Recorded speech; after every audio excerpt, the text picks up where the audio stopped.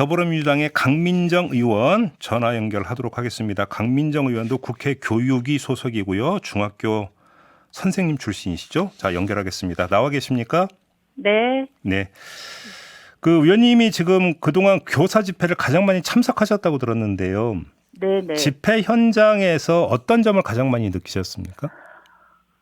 지금 이게 사실 2016년 촛불 이후에 최대 규모로 모인 집회거든요. 네. 그리고 교육 역사상 아마 이렇게 자발적으로 교사들이 모인 것 중에서는 역사상 아마 최초의 일인 거예요. 네. 근데 그만큼 이제 선생님들이 누가 시키지 않았는데도 자발적으로 참여를 하신 집회가 이렇게 대규모로 발전을 했다는 거는 선생님들의 고통이나 이런 게 절박하다. 네.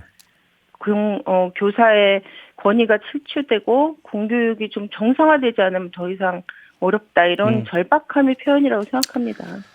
자, 조금 전에 이태규 의원은 지금 네. 그 민주당과에서 그 처리 일정을 그러니까 합의를 했었는데 민주당이 연기를 요청을 했다. 그래서 네. 지금 이게 처리가 안 되고 있다. 이런 말씀을 주셨는데 민주당 설명이 좀 필요할 것 같은데요. 네네. 이게 사실 지금 선생님들이 제기하는 문제를 해결하려면 두 가지가 필요해요. 하나는 교육활동을 보호하는 그런 법안이 필요하고 예. 하나는 아동학대 처벌법에서 이 가정의 아동학대를 원래 그거를 해결하기 위해서 만든 게 아동학대 처벌법이거든요. 예. 근데 이게 이제 교육계에 적용되면서 빚어지는 부작용, 요거를 해결하는 게 이제 필요한데, 네. 사실은 그동안 이제 우리가 주로 이제 교육에서 논의했던 거는 교육 활동을 보호하는 그런 법안들이었어요. 네. 근데 이제 예를 들면 조금 전에 이태규 의원님이 말씀하시던데 그 정당한 뭐 생활지도는 아동학대로 보지 않는다. 네네네. 이런 걸 저희가 합의를 하긴 했는데 예. 사실 이거는 그 아동학대와 관련된 거를 완전하게 막아줄 수가 없어요. 그러니까 선언적인 어떤 의미죠. 왜냐하면 어떤 게 정당한 생활지도냐.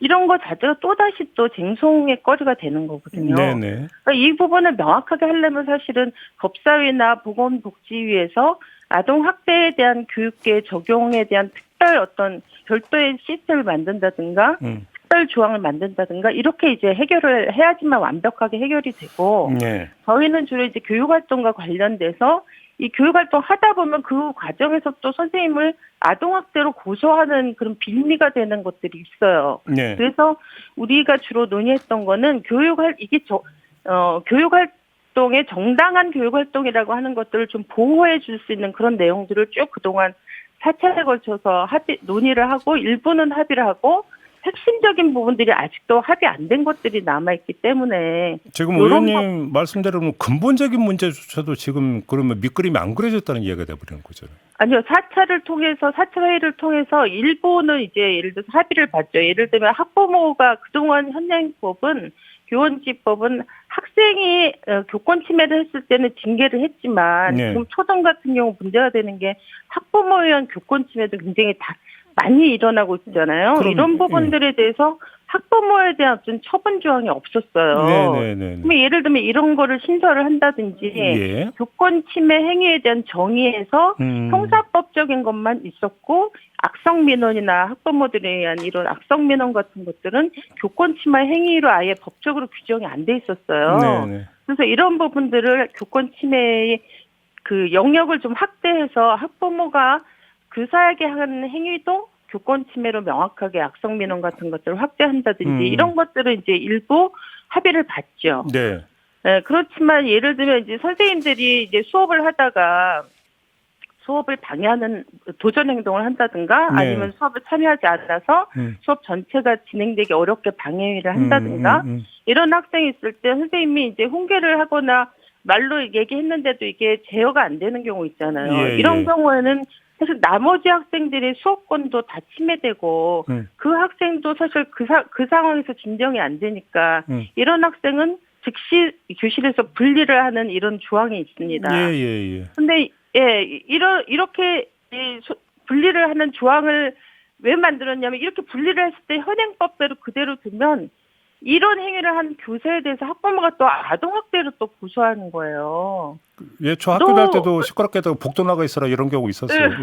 예. 그렇지. 지금 그런 걸 못해요, 선생님들이. 예. 왜 내 아이에 대해서 그렇게 이 정서적 학대를 했느냐? 왜 수업 시간에 분리시켰느냐? 이런 식으로 이제 문제 삼으면서 이런 게 이제 아동학대로 고소하는 빌미가 되니까 아이들을 학습권을 보호하기 위해서도 필요하고 선생님이 이런 교육적 행위를 할 때도 그걸 빌미로 학부모가 아동학대로 고소할 수 없도록 이걸 명백하게 어떤 교육 활동이다. 이걸 할 수 있는 권한을. 근데 그건 합의가 안 됐습니까? 그거는? 안 됐죠. 그러니까 지금 이태규 의원님이 마치 다 중요한 게 합의가 된 것처럼 말씀하시는데 네.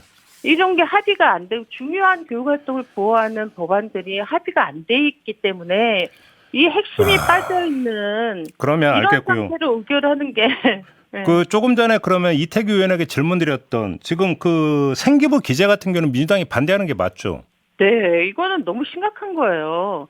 이게 이제 이주호 장관이 교육부 장관일 때 이게 사실 도입이 됐습니다. 예. 근데 그게 2012년인데 2011년 그 전에까지 학교의 행정심판이나 행정소송이 한 건도 없었어요.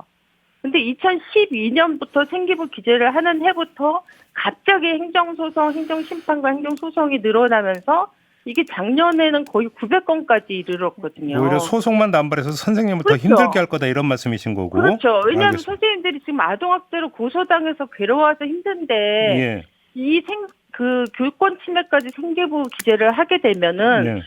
더 큰 혹을 사실은 달게 되는 거죠. 근데 그렇다고 이게 해서 학생이나 학부모에 대한 제어 효과도 아예 없을 거라고 보시는 없죠. 겁니까? 왜냐하면 통계적으로 보면 생계부 기재를 하고 나서 그 학폭이 줄었어야 되잖아요. 예. 학폭은 계속 늘어났어요. 그러니까 이것이 학폭을 제어하는데 실질적인 실효성도 없고 오히려 학교가 소송 전쟁판이 돼버리고 알겠습니다. 학폭 전담 로펌까지 생겼거든요. 지금 민주당 같은 경우는 아동학대 사례 판단위원회를 교육청에 설치하자고 주장을 했는데 국민의힘은 기존 교권보호위원회 강화하면 되지 굳이 또 왜 만드느냐 이런 입장인데 이건 어떤 말씀 주시겠습니까? 그 교권보호위원회가 만들어진 지 꽤 오래됐는데 예. 이 실효성이 없었기 때문에 선생님들은 교권보호위원회에 대한 불신이 굉장히 커요. 네. 그리고 아동학대 사례판단위원회는 사실은 정확하게 얘기하면 지금 아동학대는 지자체에 신고를 하거든요. 네. 경찰이나 지자체. 예. 지금 지자체에 이런 사례 판정위원회가 있고 아동학대 전담 기구가 있고 아동학대 전담 공무원이 있어요. 그래서 신고가 들어가면 이게 작동이 되는데 우리는 뭐냐면 교육 문제는 특수성이 있다. 그래서 아동학대 사례판단위원회와 아동학대 전담기구와 아동학대 공무원, 전담 공무원을 별도로 교육청에 둬서 쉽게 말하면 학교 교원을 현장에서 벌어지는 아동학대만 따로 떼어서 그렇죠. 심사할 수 있는 위원회가 필요하다. 위원회뿐 아니라 전담 기구와 전담 공무원을 같이 지자체에 있는 것 같은 독립적인 알겠습니다. 그런 체계를 별도로 운영해야지만 이 문제가 근본적으로 해결된다고 보는 위원님 거죠. 말씀을 지금까지 듣다 보니까 네. 거의 대부분이 그 합의가 됐고 몇몇 그러니까 쟁점만 남아 있는 것이 아닌 것 같은데요, 맞습니까? 아니 그렇죠. 이런 부분 핵심적인 부분은 아주 많이 합의는 양적으로 보면 됐지만 예. 실효적인 것들은 사실 중요한 게 많이 남아 있는 거죠 아직도. 근데 이제 국민의힘 의원들께서는 사실 국민의힘 의원들이 발의한 것들은 대부분 우리가 합의를 해줬어요. 자, 그러면 네, 필요한 의원님. 부분도 있고, 네. 그럼 지금 어제 그 6개 교원단체 만나서 20일을 본회의에서 처리한다고 약속하셨죠, 민주당에서. 네네. 근데 지금 그러면 그 사이에 합의 도출이 가능합니까? 저는 내일 모레 무슨 일이 있어도 합의해서 21일 날 본회의에 통과시켜야 된다고 봅니다. 그러니까 내일 모레가 법안 소위 말씀하시는 거죠? 교육위 법안 소위. 네, 그렇죠. 법안 소위를 하고 금요일 날 전체 회의에서 네. 교육위 전체에서 의결해서 네. 법사위로 넘길 그런 예정이에요. 근데 지금 앞서서 이태규 의원하고 인터뷰했는데 그 접점이 쉽게 도출이 될까요? 저는 현장 교사들이 이걸 강력하게 원하고 있기 때문에 예. 지금은 사실은 현장 교사들이 의견을 충분히 반영한 실효적인 어떤 법안을 만드는 게 중요하잖아요. 그래서 국민의힘이 여기에 대해서 좀 진지하게 고민을 하고 적극적으로 법안소에 임했으면 좋겠습니다. 그러면 애당초 이렇게 여러 가지 쟁점이 남아 있는데 4일에 처리하자고 그러니까 약속을 왜 하셨습니까 그때는? 그때는 사실 4일에 완전 처리하자는 건 아니었어요. 그러니까 그때까지 지금 우리가 3차 회의를 통해서 합의 본 부분들이 있잖아요. 아까 제가 말씀드린 교권 침해 범위를 확대한다든가 네. 아니면 뭐 학부모 처분권을 준다든가 학교장 책임제를 민원 처리 책임제를 만든다든가 이렇게 이제 저희들이 합의 본 거를 1차 의결을 하자는 거였지 그때 네. 완료를 할 수 아까 이태규 의원도 말씀하시나요? 계속 논의를 하기로 했다. 남은 게 그러면 있다는 4일 날 처리한다라고 하는 것은 1차 의결 합의된 것에 한해서 처리한다 이런 뜻이었다는 그런 말씀이세요? 거였죠. 예. 그럼 그거라도 좀 그 진행이 됐었었는데 그건 왜 안 됐을까요, 그러면? 아니 이렇게 핵심적인 어차피 지금 저희가 다 여야가 21일 날 이거를 종결 처리한다 법사위로 넘긴다는 거 그래서 본회의에서 표결되게 한다는 건 다 합의가 됐기 때문에 네. 사실은 그 부분과 관련돼서 더 이상 뭐 늦출 수가 없는 거잖아요. 알겠습니다. 그래서 최대한 중요한 부분들을 논의를 완료하자는 그런 문제의식이 컸던 거죠.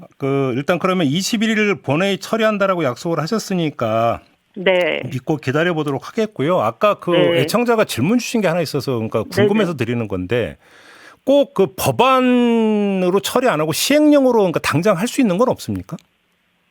아니 법이 있어야지 시행령은 사실 법이 있어야지 그 법에 근거해서 그 법의 테두리 안에서 하는 거잖아요. 물론 원래 그게 상식이죠. 예. 그렇죠. 예. 그래서 법이 구체적으로 만들어져야지만 사실 시행령에 의미 있는 것들이 만들어질 수 있겠죠. 예. 그러니까 그러면 기존에 있던 법 가지고 만들 수 있는 시행령이었다면 저는 교육부가 만들 수 있다고 봐요. 네. 그런데 한계가 있겠죠. 한계가 있다. 기존 어떤 법률 틀 안에서는. 왜냐하면 지금 선생님들이 절박하게 요구하시는 그런 내용들이 입법화되는 게 중요한 거잖아요. 물론이죠. 당연하죠. 네. 그거는. 네. 그러려면 결국 이제 법을 그러니까 손볼 수밖에 없다 이런 말씀이신 거죠. 네, 네, 네. 그러면 결론은 뻔하네. 빨리 속도전. 하루라도 네. 빨리 이거 맞죠? 네네. 이제 이번 주 안에 어쨌든 교육위에서는 정리해서 완결하겠다는 거는 알겠습니다. 변함없습니다. 믿고 기다려 보겠습니다. 네. 네, 고맙습니다. 네. 네, 강민정 더불어민주당 의원이었습니다.